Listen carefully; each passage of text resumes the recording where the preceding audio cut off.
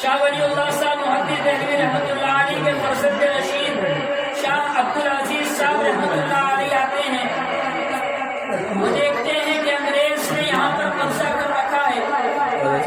ہمیں یہ بات بھی معلوم ہونی چاہیے کہ ہم یہ جانتے ہیں کہ سب سے پہلی جنگ ہندوستان کے اندر 1857 میں ہوئی، حالانکہ یہ جھوٹ ہے، یہ غلط ہے، بلکہ اس سے پہلے بھی مسلمانوں نے کافی قربانیاں دی، مسلمانوں کے کافی جنگیں لڑی۔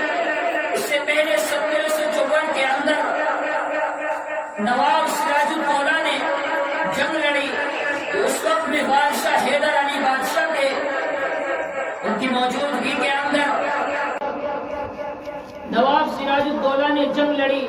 نواب سراج الدولہ کے کے تقریباً 1.25 لاکھ فوجی تھے اور انگریز کے 13,000 فوجی تھے۔ انسان سوچنے پر مجبور ہے کہ 1.25 لاکھ مسلمان فوجی اور انگریز کے 13,000 فوجی، اور انگریز جب جیت گیا اور مسلمان ہار گئے۔ وجہ کیا تھی؟ وجہ یہ تھی کہ اپنوں نے غداری کی۔ نواب سراج الدولہ کی غداری میر جعفر نے کی۔ میر جعفر انگریزوں کے ہاتھوں بکا، اور اسی طرح امی بن نامی شخص ایک وہ انگریزوں کے ہاتھوں بکا۔ مسلمانوں نے خود غداری کی، نواب سراج الدولہ کی غداری ہوئی۔ نواب سراج الدولہ بغیر جنگ کے شہید کر دیے گئے، شہید کی حالت کے اندر شہید کیے گئے۔ خود مکروں نے میر جعفر نے غداری کی۔ اس کے بعد میں جناب ٹیپو سلطان رحمت اللہ علیہ کا وقت آتا ہے۔ ٹیپو سلطان رحمت اللہ علیہ کا بڑا کردار ہندوستان کی آزادی کے اندر رہا۔ آج مسلمان بھی اس چیز سے ناواقف ہے کہ ٹیپو سلطان رحمت اللہ علیہ کون شخصیت تھے۔ ہماری کتابوں کے اندر دیکھا گیا، آپ نے بھی اسکولوں کی کتابوں کے اندر، بچوں کی کتابوں کے اندر دیکھا ہوگا، ٹیپو سلطان رحمت اللہ علیہ کا فوٹو دیا جاتا ہے، ان کے چہرے کے اوپر اس فوٹو کے اندر داڑھی نہیں ہے، یہ غلط ہے، وہ ٹیپو سلطان رحمت اللہ علیہ کا فوٹو نہیں ہے، بلکہ حضرت ٹیپو سلطان رحمت اللہ علیہ کے چہرے پر داڑھی کی کبھی زندگی میں حضرت مدنی رحمت اللہ علیہ نے لکھا ہے، کبھی زندگی کے اندر ٹیپو سلطان رحمت اللہ علیہ نے اپنے چہرے کے اوپر اس طرح نہیں لگوایا۔ ٹیپو سلطان رحمت اللہ علیہ تہجد کے پابند تھے۔ ٹیپو سلطان رحمت اللہ علیہ نے میسور کے اندر شاہی مسجد تعمیر کرائی۔ ٹیپو سلطان رحمت اللہ علیہ صاحب ترتیب تھے۔ صاحب ترتیب اس انسان کو کہا جاتا ہے کہ جس کی زندگی کے اندر کبھی ایک ساتھ 5 نمازیں قضا نہ ہوئی ہو۔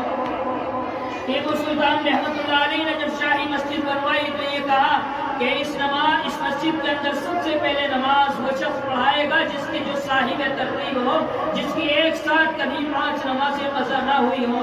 بڑے بڑے عالم کھڑے ہوئے ہیں، کوئی آگے نہیں بڑھا۔ ٹیپو سلطان رحمت اللہ علیہ آگے بڑھے۔ ٹیپو سلطان رحمت اللہ علیہ کو حضرت مدنی رحمت اللہ علیہ فرماتے ہیں کہ اپنے وقت کے قطب تھے۔ قطب اس انسان کو کہتے ہیں کہ ولیوں کے اندر، اللہ کے نیک بندوں کے اندر، اللہ کے دوستوں کے اندر سب سے بڑا مقام، بہت اونچا مقام قطبوں کو ہوتا ہے۔ حضرت مدنی رحمت اللہ علیہ فرماتے ہیں ٹیپو سلطان رحمت اللہ علیہ اپنے وقت کے قطب تھے۔ ٹیپو سلطان رحمت اللہ علیہ نکلے، بڑا کردار ادا کیا۔ ٹیپو سلطان رحمت اللہ علیہ ان شخصیتوں میں کے اندر تھے جو یوں کہا کرتے تھے کہ گیدڑ کی 100 سالہ زندگی سے شیر کی ایک دن کی زندگی بہتر ہے۔ 1792 کے اندر ٹیپو سلطان رحمت اللہ علیہ جنگ کے اندر نکلے، میسور پہنچے۔ میسور پہنچنے کے بعد میں خود ان کی بھی بغاوت مسلمانوں نے کی۔ ایک میر صادق نام کا شخص تھا جس نے حضرت ٹیپو سلطان رحمت اللہ علیہ کی بغاوت کی، اور 1799 کے اندر میسور کے اندر حضرت ٹیپو سلطان رحمت اللہ علیہ اس دنیا سے رخصت ہوئے۔ اللہ رب العزت ہمیں ٹیپو سلطان رحمت اللہ علیہ کے ہماری طرف سے ان کی قبر کے اوپر سینکڑوں کروڑوں نعمت نازل فرمائے کہ اس مرد مجاہد کا ہمارے لیے بہت بڑا کردار رہا ہے۔ آج اس ہندوستان کے اندر حضرت ٹیپو سلطان رحمت اللہ علیہ کے پتلے جلائے جاتے ہیں، ان کی شان میں گستاخی کی جاتی ہے، یہ انتہائی زیادہ غلط ہے، اس لیے کہ اس انسان کا اس دیش کو آزاد کرانے کے لیے بہت بڑا کردار رہا۔ وقت چلتا گیا، ٹیپو سلطان رحمت اللہ علیہ 1799 کے اندر جب شہید کر دیے گئے تو انگریز نے یہ کہا تھا کہ اب ہم نے ختم کر دیا، اب آج ہماری حکومت رہے گی، اب کوئی ہمارے راستے میں آڑ نہیں بن سکتا۔ اس لیے کہ ٹیپو سلطان رحمت اللہ علیہ انگریز کے لیے ایک بہت بڑی آڑ بنے ہوئے تھے، ایک گویا ایک پلر بنے ہوئے تھے حضرت ٹیپو سلطان رحمت اللہ علیہ۔ 1799 میں آپ کے انتقال کے بعد میں انگریز کے گویا مسلمان یہاں کا انسان رہنے والا غلامی کی زندگی گزارنے لگا۔ اس وقت میں 1803 کے اندر ٹیپو سلطان رحمت اللہ علیہ کے 3 سال کے بعد میں شاہ عبدالعزیز صاحب محدث دہلوی رحمت اللہ علیہ جو اپنے والد کے مسند پر دہلی کے اندر بیٹھے ہوئے تھے، انہوں نے یہ فتویٰ جاری کیا کہ ہندوستان دارالحرب ہے، ہندوستان کے اندر اب جہاد فرض ہو چکا ہے، اب کوئی بھی خاموش نہ بیٹھے۔ 1803 کے اندر وہ مرد مجاہد سب سے پہلا شخص شاہ عبدالعزیز صاحب محدث دہلوی رحمت اللہ علیہ تھے کہ جنہوں نے یہ فتویٰ دیا کہ انگریز کے خلاف فتویٰ دیا تھا کہ ہاں اب یہ دارالحرب ہو چکا ہے، ہندوستان اب انگریز کے خلاف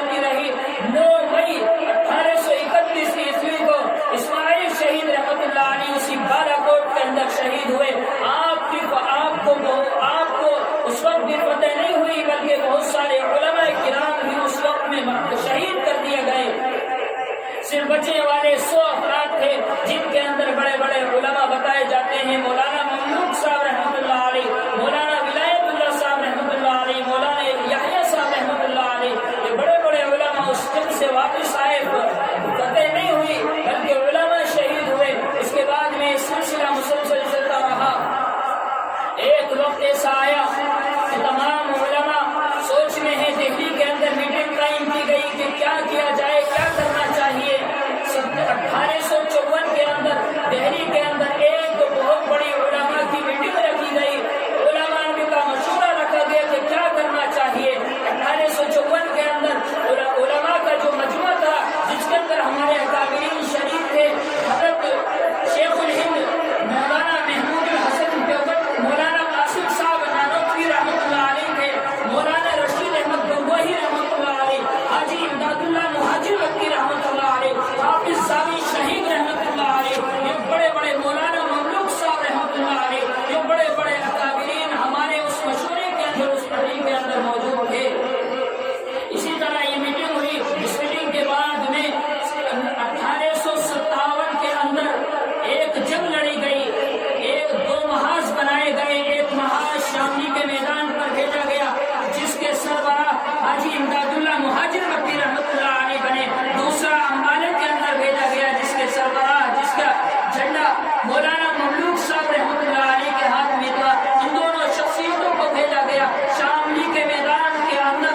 میں نے وہ میدان دیکھا ہے جس میدان کے اندر یہ جنگ ہوئی، شاملی کا میدان ہے، جب تو پہلے وہ مظفر ضلع کے اندر تھا، آج شاملی خود علیحدہ ضلع بن چکا ہے۔ وہاں پر جنگ ہوئی، حافظ سامی شہید رحمۃ اللہ علیہ 1857 کے اندر شہید ہوئے، حاجی امداد اللہ مہاجر مکی رحمۃ اللہ علیہ کے زخم آیا، مولانا رشید احمد گنگوہی رحمۃ اللہ علیہ کے زخم آیا، حضرت مولانا قاسم نانوتوی رحمۃ اللہ علیہ کے گولی لگی، جب ان کی کنپٹی پر گولی لگی تو مولانا قاسم صاحب نانوتوی رحمۃ اللہ علیہ اپنی کنپٹی کو پکڑ کر ہاتھ رکھ کر بیٹھ گئے۔ حضرت گنگوہی رحمۃ اللہ علیہ نے آپ کی کنپٹی پر ہاتھ رکھا، ہاتھ رکھنے کے بعد میں جو ہاتھ اٹھایا، نہ گولی تھی، نہ گولی کا نشان تھا، نہ خون کا نشان تھا مولانا قاسم نانوتوی رحمۃ اللہ علیہ کے۔ اسی طرح اس سے پہلے 1831 کے اندر جب جنگ ہوئی، ایک سکھ نے اللہ کے رسول صلی اللہ علیہ وسلم کی شان میں گستاخی کی، مولانا اسماعیل شہید رحمۃ اللہ علیہ نے یوں کہا کہ خدا کی قسم اس وقت تک نہیں مروں گا جب تک تیری گردن کو قلم نہ کر دوں۔ شاہ اسماعیل شہید رحمۃ اللہ علیہ کا یہ کہنا تھا۔ ایک شخص نے شاہ اسماعیل شہید رحمۃ اللہ علیہ کی گردن اڑائی، آپ کی گردن بدن سے الگ ہو گئی۔ شاہ اسماعیل شہید رحمۃ اللہ علیہ نے اس سکھ کو دیکھ کر اپنی تلوار کو لے کر اس سکھ کے پیچھے دوڑ رہے ہیں، گردن بدن سے جدا ہے، خالی جسم کو لے کر اس کے پیچھے دوڑ رہے ہیں اور اس کی گردن اڑائی اور اس کے اوپر ہی جا کر گر گئے۔ اسی لیے اللہ کے رسول صلی اللہ علیہ وسلم نے فرمایا، اللہ کے نیک بندوں سے ایسے لوگ ہوتے ہیں بعد اللہ کے کہ جو اللہ کے اوپر قسم کھا لے، اللہ رب العزت ان کی قسم کو پورا کرتا ہے۔ 1857 کے اندر جنگ ہوئی، اس وقت بھی فتح نہیں ہوئی بلکہ علماء کرام مارے گئے، تقریباً 51,000 علماء کرام اس جنگ کے اندر شہید ہوئے، 2 لاکھ مسلمان شہید ہوئے جس کے اندر تقریباً 51,000 علماء کرام تھے۔ اسی طرح یہ سلسلہ چلتا رہا۔ اب انگریز بڑا پریشان تھا، کیا کیا جائے، کیا کرنا چاہیے۔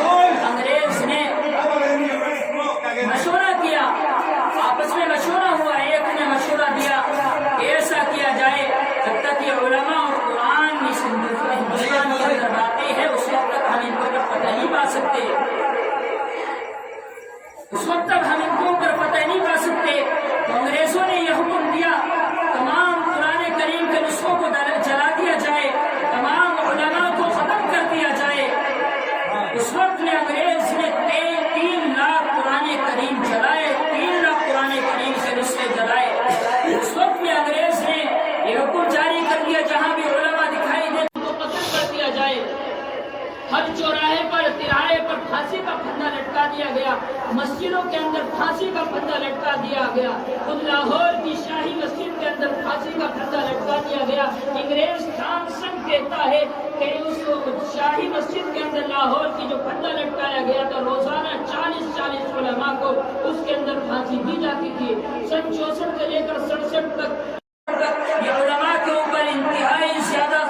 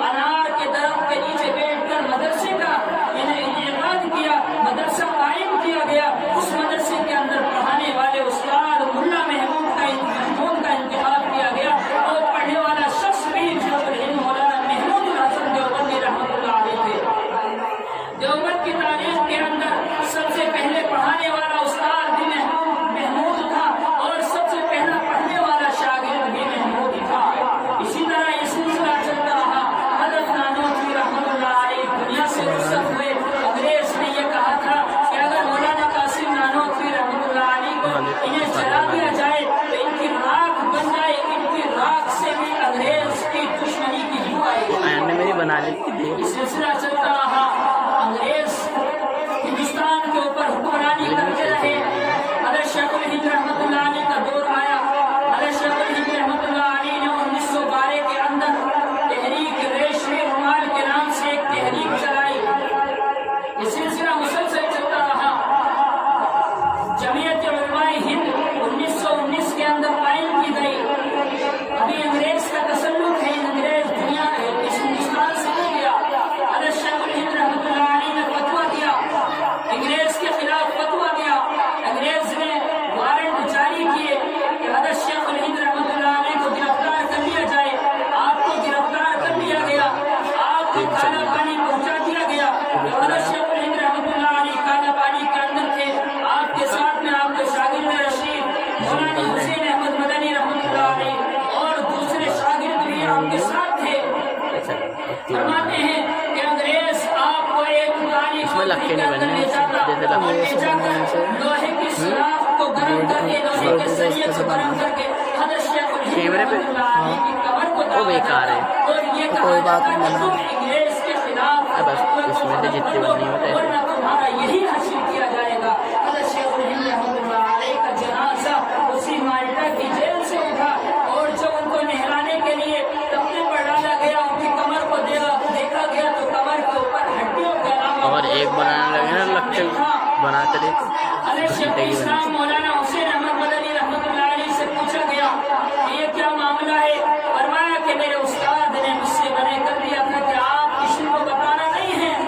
یہ کیا معاملہ ہے کہ انگریز کالی کوٹری کے اندر لے جاتا تھا اور میرے استاد کی کمر کو لوہے کی سلاخ گرم کر کے داغتا تھا، جس کی وجہ سے آپ کے جسم پر، آپ کی کمر پر گوشت کا نام و نشان باقی نہیں رہا، بلکہ آپ کی کمر پر صرف ہڈیاں ہی ہڈیاں باقی رہ گئیں۔ حضرت شیخ الہند رحمۃ اللہ علیہ دنیا سے رخصت ہوئے۔ حضرت مولانا حسین احمد مدنی رحمۃ اللہ علیہ اس سے جمعیت کے صدر بنے۔ حضرت مولانا حسین احمد مدنی رحمۃ اللہ علیہ نے بھی انگریز کے خلاف فتویٰ دیا۔ انگریز کی عدالت کے اندر پیش کیے گئے، جج کے سامنے پیش کیے گئے۔ جج نے یہ کہا کہ حسین، تم نے یہ فتویٰ دیا ہے کہ انگریز کی فوج میں بھرتی ہونا حرام ہے، تم نے انگریز کے خلاف فتویٰ کیا ہے؟ حضرت مولانا حسین احمد مدنی رحمۃ اللہ علیہ اس مرد مجاہد نے یہ کہا کہ دیا تو کیا ہوتا ہے، میرا تو آج بھی یہی فتویٰ ہے کہ انگریز کی فوج میں بھرتی ہونا حرام ہے۔ مولانا احمد علی لاہوری رحمۃ اللہ علیہ حضرت مدنی رحمۃ اللہ علیہ کے پیروں میں گر گئے اور کہا کہ مولانا آپ اپنا بیان بدل دیں۔ کہا کہ مولانا احمد علی لاہوری، آج اگر میں نے اپنا بیان بدل دیا تو خدا کی قسم دین بدل جائے گا، لوگوں کا ایمان بدل جائے گا۔ یہ جذبہ تھا ہمارے اکابرین کا، ایک پل بھی پیچھے نہیں ہٹے، کیونکہ اسٹیج قائم کیا گیا۔ انگریز نے وارنٹ جاری کر دیے، جہاں بھی حسین احمد نظر آئے اس کو چھڑوا دیا جائے، بندوقوں کا نشانہ، گولیوں کا نشانہ بنا دیا جائے۔ حضرت مدنی رحمۃ اللہ علیہ کے اسٹیج پر توپیں لگا دی گئی، میزائل لگا دیے گئے، بم لگا دیے گئے کہ جہاں بھی حسین احمد مدنی رحمۃ اللہ علیہ اسٹیج پر آئے فوراً ان کو اڑا دیا جائے۔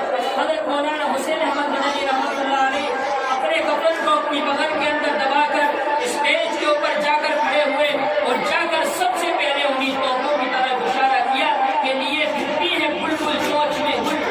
توپوں کو کہا کہ یہ بلبل ہے اور جو ان کے گولے لگے ہوئے تھے، جو ان کی گولیاں ان کے اندر لگی ہوئی تھی، کہا کہ یہ گل ہے، لیے پھرتی ہے بلبل چونچ میں گل، شہید ناز کی تربت کہاں ہے۔ یہ کہنا تھا کہ لوگ آدھے گھنٹے تک مسلسل نعرہ لگاتے کی جانب اشارہ کرتے ہوئے یہ کہا انگریز کو مخاطب کرتے ہوئے کہ کھلونا سمجھ کر نہ برباد کرنا، کہ کھلونا سمجھ کر نہ برباد کرنا، کہ ہم بھی کسی کے بنائے ہوئے ہیں۔ فرنگی کی توپوں سے فوجوں سے حرمت کے فتوے، فرنگی کی فوجوں سے حرمت کے فتوے سرے دار چہر دکھائے ہوئے ہیں۔ اتنے ہمارے اکابرین قربانیاں دینے کے بعد میں پھر 1947 کے اندر 1947 15 اگست کا وقت آیا، اس دن ہمارا دیش آزاد ہوا۔ انگریز یہاں سے گیا، ہمارا دیش یہ سونے کی چڑیا تھا، لیکن ہمارا دیش یہ سونے کی چڑیا سے آج کاغذ کی چڑیا بن گیا، جس نے کہ انگریز نے جو مالیت تھی، جو تاج محل کے اندر